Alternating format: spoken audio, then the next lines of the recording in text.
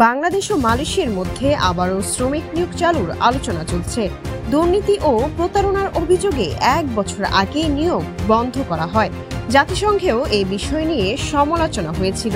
Malaysia সরকার বাংলাদেশকে অনুরোধ করেছে শ্রম অভিবাসন সংক্রান্ত যেসব অপ্রমাণিত অভিযোগ রয়েছে সেগুলো পুনর্বিবেচনা ও প্রত্যাহার করতে।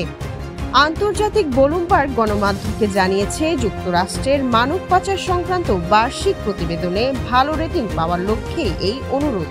তবে মানবাধিকার কর্মীরা বহু বাংলাদেশি ও অন্যান্য অভিবাসী শ্রমিকের ওপর নির্যাতন এবং ঋণের ফাঁদে পড়ার বেশ কয়েকটি ঘটনা নথিভুক্ত করেছেন।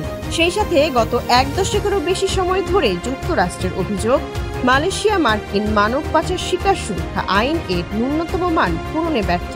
মালয়েশিয়া দাবি করেছে তাদের বিরুদ্ধে মানব পাচার ও অর্থ পাচারের বেশিরভাগ অভিযোগ ভিত্তিহীন, যা দেশের সুনাম ক্ষুণ্ণ করছে। বাংলাদেশ গত বছর থেকেই তদন্ত শুরু করেছে।